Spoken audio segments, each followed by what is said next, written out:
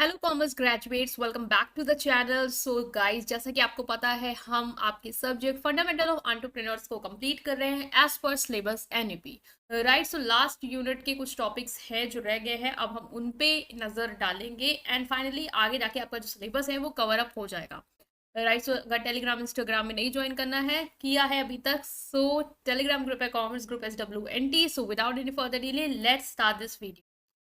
So now guys, in this video we are going to discuss project appraisal. So हमने business idea से related चीज़ें जो है वो पढ़ी थी कि business idea कैसे आया आपको, ठीक है। उसके further step देखे थे कि project कैसे आप आइडेंटिफाई करते हैं, मीन बिजनेस आइडिया कैसे आइडेंटिफाई करते हो कि किस बिजनेस आइडिया पे काम करना है। फॉर्मुलेशन के बारे में बात करी थी स्टेप बाय स्टेप। इससे पहले हमने डिस्कस किया था कि जो प्रोजेक्ट है उसकी रिपोर्ट कैसे बनाई आपने। अब आ रहा है प्रोजेक्ट रिपोर्ट को तैयार करने के बाद उस प्रोजेक्ट को अप्रेस कैसे करेंगे, तो उसकी मीनिंग एंड स्टेप है। ये लास्ट है आपका इस यूनिट का टॉपिक।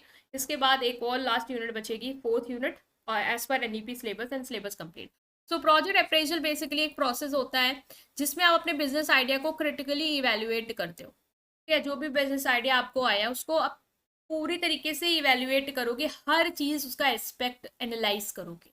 ठीक है, जैसे आपको बिजनेस आइडिया आया कि आपने कोई कैफे खोलना है, तो ये बिजनेस आइडिया से रिलेटेड बहुत सारी चीज़ें होंगी जिस जो आपको, बहुत सारे फैक्टर होंगे जो आपको आइडेंटिफाई करने, मतलब इवेलुएट करने की ज़रूरत है। लाइक इस कैफे के लिए जो भी फाइनेंशियल रिसोर्स चाहिए मेरे पास है नहीं, उसको एनालाइज करना, वो भी डेप्थ में जाके कहाँ से आ सकते हैं, कैसे मैनेज होगा, वो सब चीज़ें, टेक्निकल चीज़ों को एनालाइज करना। मीन जो भी फैक्टर इसको खोलने में इफेक्ट करेंगे हम उसको डिटेल में क्या कर रहे हैं, एनालाइज कर रहे हैं। मीन्स जो भी आइडिया है हमारा, जो भी प्रोजेक्ट है हमारा, उसको अब इवेल्युएट करना, उसको अप्रेस करना कि क्या ये सही में लॉन्च हो सकता है, क्या इससे मुझे सक्सेस मिलेगी या नहीं। ठीक है, so it involve analysing various factor, बहुत सारे फैक्टर एनालाइज करेंगे उस आइडिया से रिलेटेड कि वो फाइनेंशियली सही है या नहीं, टेक्निकल, मार्केट एट रिस्क उसमें कितना है। ये इंश्योर करता है कि आपके जो भी गोल हैं ऑर्गेनाइजेशन के, वो आपके प्रोजेक्ट से मैच करें। मान लो जो भी आपका आइडिया है उसकी वजह से आपको नुकसान हो सकता है और आपका ऑर्गेनाइजेशन गोल है ग्रोथ की तरफ या प्रॉफिट की तरफ, तो अलाइन नहीं हो रहा, मिल नहीं रहा है आपस में। इस प्रोजेक्ट्स को अगर आप करते हैं तो आपको नुकसान होगा, क्योंकि अल्टीमेटली जो गोल है प्रॉफिट कमाने का वो नहीं अचीव हो पाए। तो हम इसीलिए एनालाइज करें ताकि हम ये एश्योर हो पाए कि इस प्रोजेक्ट या इस आइडियाज के थ्रू हमारे जो ऑर्गेनाइजेशन के गोल हैं वो भी पूरी तरीके से पूरे हो जाएंगे और एक रीजनेबल रिटर्न मिलेगा मेरे इस इन्वेस्टमेंट में। तो जो भी पैसा मैं लगाऊंगा इस आइडिया को इम्प्लीमेंट करने में, उसका अच्छा रिटर्न मिलेगा। सो अप्रेजल आपको हेल्प करता है इन्फॉर्म डिसीजन लेने में। लाइक आप ऐसे भी अपने बिजनेस आइडिया को लॉन्च कर दे सकते हो, बट अगर आप सारे फैक्टर को एनालाइज करने के बाद, देख भाल के, समझ के अगर कर रहे हो, तो आपको पता रहेगा कि आप सक्सेस की तरफ कितना जा पाओगे। आपको प्रोसीड करना है या नहीं करना, या कुछ चेंजेस करने हैं उस आइडिया में, या आपको प्रोजेक्ट ही नहीं करना चाहिए, वो आइडिया एक क्लियर हो जाएगा आपको। सो अप्रेज करना बहुत ज़रूरी।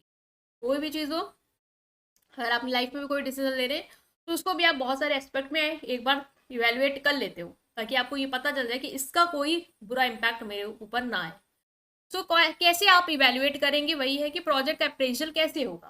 पहला है, हम देखेंगे कि जो हमारा आइडिया वो टेक्निकली फिजिबल है या नहीं। टेक्निकली फिजिबल मीन्स जो भी टेक्नोलॉजी की ज़रूरत है उस प्रोजेक्ट को एग्जीक्यूट करने के लिए, क्या वो मार्केट में अवेलेबल है या नहीं, क्या मैं उसको अफोर्ड कर पाऊंगा या नहीं कर पाऊंगा। ये तो ये स्टेप एसेस करता है कि वेदर टेक्निकल एस्पेक्ट जो प्रोजेक्ट के हैं वो फिजिबल है। It involves evaluating the technology, processes and resources required to execute the project। Mean ये यहाँ पे हम क्या evaluate करते हैं कि जो टेक्नोलॉजी की हमें ज़रूरत है, उससे रिलेटेड जो प्रोसेस होंगे, रिसोर्सेज होंगे, जो एक प्रोजेक्ट को एग्जीक्यूट करने के लिए ज़रूरत है, वो हमारे पास है या नहीं। जैसे कि एग्जाम्पल है कि आपका कोई बिजनेस आइडिया है जिसमें आपको नया मोबाइल ऐप डेवलप करना है। ये आपका बिजनेस आइडिया कि आप एक सॉफ्टवेयर डिज़ाइन करना चाहते हो नए mobile app. So you would assess, आप इसमें इस आइडिया को लॉन्च करने से पहले ये चीज़ देखोगे, इवेलुएट करोगे कि जो भी सॉफ्टवेयर आपको ज़रूरत है, मीन्स जो भी टेक्नोलॉजी की ज़रूरत है इस ऐप को बनाने के लिए, या जो टीम की ज़रूरत है उस ऐप को बनाने के लिए, क्या वो आपके पास अवेलेबल है या नहीं। अगर अवेलेबल होगी तभी आप उसको एग्जीक्यूट कर पाओगे, अदरवाइज नहीं कर पाओगे। सो टेक्निकली आपने क्या किया, यहाँ पे देख लिया कि ये टेक्निकली फिजिबल होगा या नहीं, तो इससे आपने अप्रेस कर लिया। मार्केट फिजिबिलिटी, वो टेक्निक को देख रहा था, ये मार्केट को देखेगा कि मार्केट फिजिबिलिटी देखता है कि जो भी आपका बिजनेस आइडिया है उसकी मार्केट में डिमांड है या नहीं। आपने ये मान लो कल को बिजनेस आइडिया लॉन्च कर दिया, बट वहां पे कोई डिमांड है ही नहीं, तो आप किसको सर्व कर रहे होंगे? ठीक है, फिर कंपटीशन ज्यादा है, तो आप मार्केट में एनालाइज करेंगे कि मेरे टारगेट मार्केट क्या है, कंपटीशन क्या है, कस्टमर के मेरे कैसे हैं, और उसके हिसाब से ही आप अपने प्रोजेक्ट पे काम कर पाएंगे। तो अगर आपका बिजनेस आइडिया है कि मुझे new organic skin care line start करनी है, तो आप रिसर्च करेंगे कि कंज्यूमर का ट्रेंड्स कैसा है, क्या वो ऑर्गेनिक स्किन केयर के टूवर्ड हैं, मतलब जाना चाहते हैं या नहीं। और ऑडियंस को हम आइडेंटिफाई करेंगे, कंपटीशन इस लाइन में कितना है, क्या मुझे इनफ डिमांड मिलेगी मेरे प्रोडक्ट के लिए या नहीं। अगर नहीं मिल रही है, ऑफकोर्स ये प्रोजेक्ट आपके लिए सही नहीं होगा। तो मार्केट में फिजिबिलिटी में मार्केट को स्टडी करेंगे।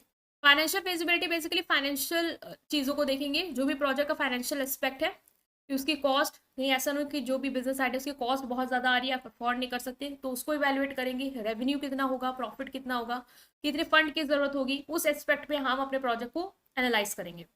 अगर हमें लगता है कि हम फाइनेंशियली फिजिबल हैं, मीन्स हम जो भी चीज़ें चाहिए उसको पूरा कर लेंगे फाइनेंशियल टर्म में, तो हम इस प्रोजेक्ट के साथ आगे बढ़ सकते हैं, अदरवाइज हमें इस पर रीथिंक करने की जरूरत है। इसमें हम डिटेल फाइनेंशियल प्रोजेक्शन करेंगे, जैसे कि income statement, cash flow forecast करेंगे, कितना हमारा कैश फ्लो रहेगा, मतलब कितना इनकम इन एंड आउट रहेगा कैश का, और फाइनेंशियली हम इसको ऑपरेट कर पाएंगे या नहीं। जैसे आप कोई कॉफ़ी शॉप स्टार्ट करना चाहते हैं, तो आप एस्टिमेट करोगे कि शुरुआती इन्वेस्टमेंट कितना हो सकता है, इसकी रोज ऑपरेटिंग कॉस्ट क्या आएगी, और जो भी रेवेन्यू चाहिए, ठीक है, वो मेरा कितना बनेगा। तो अगर आपको लगता है कि आप फाइनेंशियली इस चीज़ में सही जाएगा आपका प्रोजेक्ट, तो आप मूव करेंगे, otherwise not. Economic feasibility basically आप इकोनॉमिक इम्पैक्ट को देखते हो, प्रोजेक्ट पे उसका इकोनॉमिक इम्पैक्ट क्या है। मीन्स आप एनालाइज करते हैं कि पोटेंशियल इकोनॉमिक बेनिफिट क्या है, कि जॉब मेरे प्रोजेक्ट से या आइडिया से क्रिएट कितनी हो रही है, जीडीपी में कितना कंट्रीब्यूशन हम करेंगे अपने प्रोजेक्ट के थ्रू, या इकोनॉमिक पॉलिसीज के साथ कितना अलाइन कर रहा है। मान लो आपका बिजनेस है कि मुझे एक मैन्युफैक्चरिंग यूनिट सेटअप करनी है रूरल एरिया में, तो हम इवेल्युएट करेंगे कि आपका प्रोजेक्ट जो है वो लोकल इकोनॉमिक ग्रोथ और डेवलपमेंट में कैसे सपोर्ट करता है, कर रहा है नहीं कर रहा है, कर रहा है तो हम मूव करेंगे प्रोजेक्ट के साथ, अदरवाइज हम रीथिंक करेंगे। ऑपरेशनल फिजिबिलिटी बेसिकली कि जो भी प्रोजेक्ट या बिजनेस आइडिया है वो हम डे टू डे ऑपरेट कर पाएंगे या नहीं कर पाएंगे। मीन्स जो भी ह्यूमन रिसोर्स चाहिए, जो भी सप्लाई चेन चाहिए ये प्रोडक्ट को डिलीवर करने के लिए, वो हमारे पास होगी या नहीं। डे टू डे ऑपरेशन हम कर पाएंगे नहीं कर पाएंगे, इन्वेंट्री जो हमें चाहिए, ठीक है, कस्टमर सर्विस जो हमें देनी है। मान लो आप ई कॉमर्स बिजनेस सेटअप कर रहे हो, ठीक है, ऑनलाइन बिजनेस सेटअप कर रहे हो जहाँ पे आप ऑनलाइन चीज़ें बेच रहे हो, तो उसके लिए आपको बहुत सारी चीज़ें चाहिए होंगी उसको रन करने के लिए, ऑपरेट करने के लिए। लाइक लोग चाहिए होंगे, लॉजिस्टिक सर्विस चाहिए होगी, इन्वेंट्री चाहिए होगी, तो वो चीज़ें आपके पास है या नहीं, ये हम देखेंगे। अगर है तो of course we will go ahead, otherwise not. Legal and regulatory feasibility means जो भी लॉ के रूल्स एंड रेगुलेशन है या इंडस्ट्री का जो स्टैंडर्ड है उसके रिगार्डिंग जो भी चीज़ें हैं आपके प्रोजेक्ट में होनी चाहिए, वो आप फुलफिल करते हो या नहीं करते हो। जैसे लाइसेंस चाहिए, अगर आपके पास नहीं है तो आप ना आइडिया नहीं कर सकते। तो जो भी आपको लगता है आपके बिजनेस आइडिया को ज़रूरी होंगी legal terms and rules and regulation follow up करना, उसको हम एनालाइज करेंगे। जैसे आपका कोई बिजनेस आप स्टार्ट करना चाहते हो कि आप अल्कोहल जो है वो प्रोड्यूस करोगे और सेल करोगे, तो आपको देखना होगा इसके लिए जो लाइसेंस चाहिए, जो लॉस है वो आप मतलब कर रहे हो पूरे या नहीं कर रहे हो, तो ऑफकोर्स आप कर पाओगे इस आइडिया को execute, otherwise not. Social environmental impact basically हम सोशल और इन्वायरमेंटल इम्पैक्ट देखेंगे प्रोजेक्ट का क्या है। अगर हमारा जो प्रोजेक्ट है वो सोशली कम्युनिटी को सर्व कर रहा है, इन्वायरमेंट में अच्छा इम्पैक्ट डाल रहा है, सो हम उस बिजनेस के आइडिया के साथ मूव कर सकते हैं, अदरवाइज नॉट।